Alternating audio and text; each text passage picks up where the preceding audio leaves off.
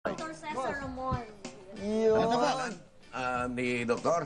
Dr. Spiritu. Siya po Doktor, si Dr. Cesar Ramon Espiritu po Siya po ang kauna-unahang nag-opera sa Amerika. Eye surgeon po siya. Eye surgeon. Anong inopera? Kasi, Mata po. Sa mata. Sa mata. Kauna-unahang Pilipino na nag-opera sa Amerika. Ang ibig mo sabihin, matagal nang may mga problema ron sa Amerika sa mata.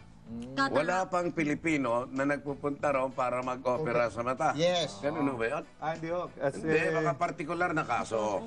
yung pinuntahan ko po, yung convention ng mga espesyalista sa mata sa United States, dinadalo yun ng mga dalubahasan sa mata galing sa iba't ibang parte ng mundo. So that's a very special and a very big convention na dinadaluhan. Kaya ako yung isa sa mga napili nila na mag-demonstrate ng cataract surgery live. Live. May nag-opera ho kami sa isang ospital, sa isang specialty eye center, and they beamed it live to the convention floor Tapos in the big screen. nandun, pinanunood kayo ng mga Oo, espesyalista. mahigit na 3,000 ang nanonood noon. Di ba Iba't kayo, ibang lahi po yan. di ba kayo pinasukan Iba-ibang ng, lahi, oo. di ba kayo pinasukan ng butterfly sa dibdib? Siyempre, ho, Being watched by people, you know. Oh, mouse. Sa Amerika eh. People who have, a vast knowledge of the subject. Siyempre, mga kritiko yan. Pati mga pag... Oo. Bali 5 ho kaming nag-opera. Nagpakita ng iba-ibang technique sa pag-opera ng katarata. Siyempre ho, yung mga nandun, lalo na yung mga nakasama ho, mga kilalang pangalan ho yan sa espesyalista ng mata. Siyempre, may konting kabayan dahil nasasama kayo doon sa mga magagaling at tanyag na mga serohano sa mata. Yun ang mga ginamit yung, ano tawag no, mga equipment ba tatawagin natin doon? Kakaiba ho doon sa nakagamayan nyo na rito sa Pilipinas. So parehas din po ng mga ginamit ninyo doon mga... Masasabi ko naman po na kung ano yung mga gamit natin dito sa Pilipinas, they're at par with the best in the world. Parehas din. Oo, parehas din. Kasi yan ang pinapasalamatan rin namin mga espesyalista sa mata dito sa Pilipinas na nadadala na ho natin at meron na tayong dito lahat ng mga modernong gamit para sa pag-opera at saka pag-diagnose ng mga sakit sa mata. Kaya, it's not advisable anymore to ask people to go to the United States or even to Europe para lang mapagamot yung mga karamdaman nila sa mata. We have all the specialists here who are very, very Not only in eye surgery, knowledgeable. but as sabihin natin sa lahat. mga heart bypass. Oo. Nag-ano na tayo eh. Oo, yung Excel. nagpa-bypass na tayo dito, pati sa mga pag-opera sa buto, mga orthopedics, di ba? Mga knee replacements, hip replacements, lahat ho yan.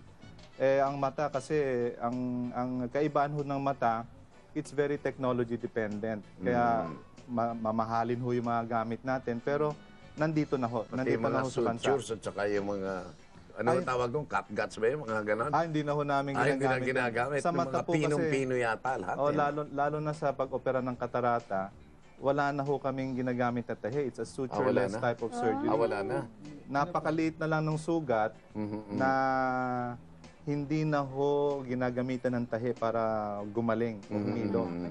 So it's a kuan ho yan, mga 10 minutes lang na procedure. Ginagawa ho yan under eye drop anesthesia.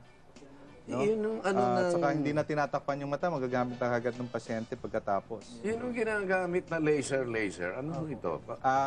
Well, sa cataract surgery po, hindi ho natatanggal yan with laser. Pero may mga laser na ginagamit para sa ibang problema sa mata, kagaya ng mga may diabetes, no? Ang diabetes kasi nagdudugo yung loob ng mata, kaya linilaser yun para matigil yung pagdudugo. May laser din para sa glaucoma, no? Para mapababa yung presyon ng Hypertension ho dito sa mata yun, ano? Yes, it's increase in the pressure inside the eye. It's called glaucoma. Pero sa cataract po, wala hong laser na nakakatanggal ng katarata. It's still surgical.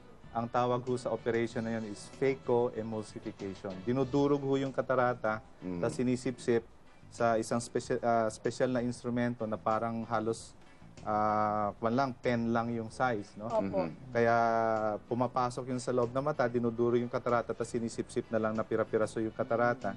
Kaya nagagawa namin yun sa maliit na sugat na hindi na nga kailangan tayo. Pag Yun ang bang operation nyo, nilagyan nyo rin ng lens? Aha. Pinasukan nyo rin ng lens? Ay, Yung pag nag-opera po ba kayo ng katarata, Doc, possibility na mawala talaga yung katarata dun sa patient na mayroong katarata? Ilang Ah, porsyento po?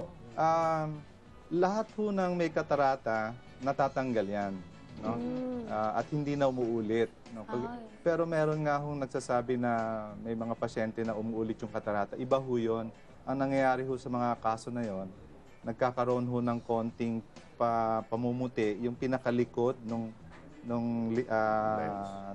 artificial lens. Hindi yung artificial lens mismo, pero yung may isang structure doon sa likod na namumuti ng konti. Yun, ginagamitan rin namin ng laser para linisin o gawa ng butas sa gitna. Manunumbalik yung linaw ng tingin ng pasyente. at saka yung napuna ko,